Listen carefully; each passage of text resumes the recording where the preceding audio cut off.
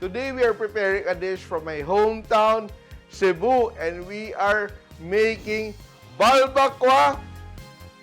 And look at that, it's beginning to sizzle.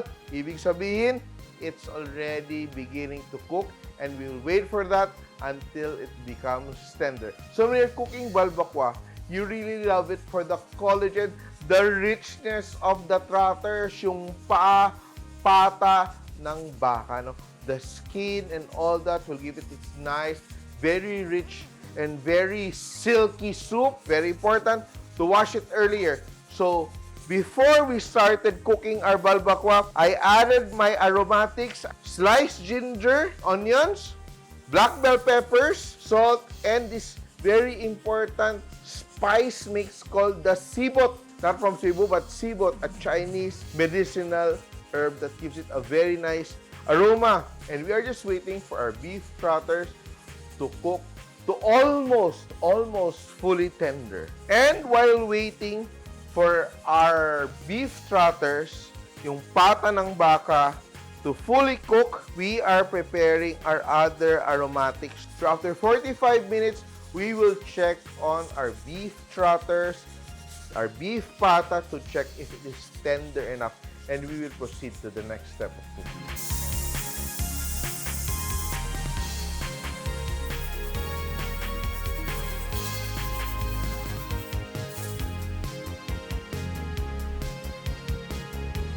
Cut muna, lubusan tayo ng gas. Bakit wala tayong gas? Hello, Dong!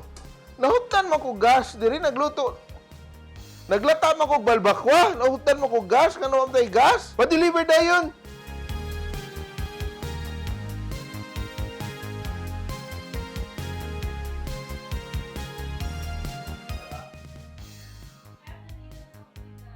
Ay, salamat! Oh, hindi na tayo maubusan yan.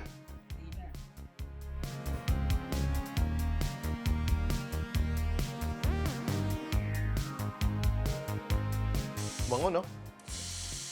Eto pa lang, sobrang bango na, no? I already smell the aroma of our ginger and our sibot. Almost there. You can just let it rest until it fully cools down. But I am releasing, you know, a bit of the steam so it cools down more quickly. So halos more than 45 minutes yung inantay natin dahil naubusan tayo ng gas, and we would like to thank Island Gas for saving the day. And eto, let's check. Yan. Our Balbacua, look at that. Almost tender. We will begin sauteing our aromatics para talagang sobrang bango nito, and it's going to be so rich. And we will now finish cooking our Balbacua, which is a very popular dish in the Visayas and Mindanao. So I grew up having it, and we will eat it with mais. Not rice, pero mais na humay or ground corn. And eto, I'm heating up my wok, adding a bit of oil, and I will just combine vegetable oil and annatto oil to be able to get all that beautiful orange tint. And sure ako na hindi na tayo maubusan ng gas dahil sa Island Gas, eksakto sa timbang, kagaya ko, and for 2 years, they are now our partners with Simpol and Chef Tatung. And hot enough, I will add minced garlic and onions. Add my bell peppers. Tawag namin sa Cebu nito is siling atchal. No? And this is a very nutritious soup because of all the collagen that is now melted into the broth. I also like to add some chili, so I'm using bird's eye chilies. But be very careful so you don't touch your eyes after. And we will transfer all the tender pieces of our beef trotters. Ito, lambot-lambot, oh. Yan. Wow. It jiggles and it wiggles. Careful. Yan. Ay, ang bango. It's already smelling like Balbacua, but the flavors aren't there yet. Saute. Gisa-gisa. Add my black beans. Gisa-gisa. Kalami yun, no? Every time we're in Davao, we also go to Bangkerohan, no? Where we eat a lot of this balbacua and we add the broth. Sus, no? So we're removing all the, the bark and the seeds and all the ginger. Add a bit more water and adding 2 pieces of our bouillon to give it a nice umami. And the secret we have at home when we make this is canned liver spread. Just add it there. It's really optional. Not everybody adds the liver spread, but we do. It gives a nice richness. Let that simmer. And you also add a bit of tomato sauce. We just give it a little bit of sourness, tanginess. So this is really a very peculiar dish because it has like Chinese herbs with like Mexican, almost Mexican sounding name, which is Balbacua, which is very similar to the Balbacua of Mexico. So perhaps this recipe is inspired by the Gallian trade. Oh, di ba? Ang lalim. Pero it might be possible. There are always connections to history on how recipes and foods evolve through the centuries. What we will do here, we just let that simmer. I will also add finger chilies, siling pangsigang. I will taste because my broth already has salt when we started boiling the pata. And we also have our bouillon cube. And now, I will taste the finish just to make sure that we have not added too much salt. No? So this one's a very soupy balbacua. Sarap. But it lacks a bit of saltiness. Just a bit. I'm using patis. But I want to add a bit more ginger. Adding like 4 slices of ginger.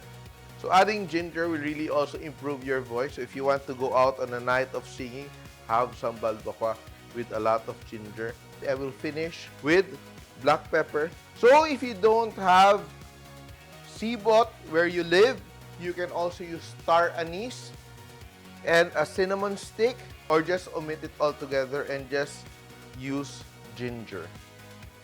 And the key to the perfect balbacua is time and patience. You want all the ligaments and the collagen to be so tender, jiggling and dancing in front of you when it's served to you. And it's going to be so succulent. It's going to be so silky, melt in your mouth, and flavorful. Or if you want to learn more recipes like this or simple versions of heirloom recipes, please comment down below and request for these recipes, and we will do it just for you. And don't forget to subscribe to the Chef Tatung YouTube channel, and of course, click the bell button to get notified for our new videos. And to finish, I will just chop up some leeks here. So you serve this with patis and calamansi or toyo and calamansi with a lot of chilies. It's gonna taste like heaven. Add our leeks. All the flavors coming together very nicely. Ang lambot. Grabe. I think I would like to add more black pepper. And just like the adobo, if there are leftovers, keep it, eat it on another day, and it's going to be even more delicious. And sabaw-sabaw muna tayo. Tikim-tikim.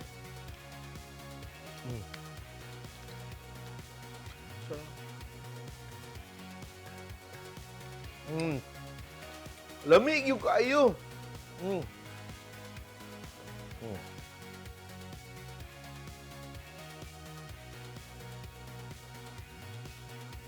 Aray. Ay, ay, ay. So delicious. And I remember there's a song entitled Balbacua. Folk song entitled Balbacua. For those who know of that song, please share the link below. Yeah. And here it is. Lamig yung kayo. Balbacua, Bisaya, kaunta.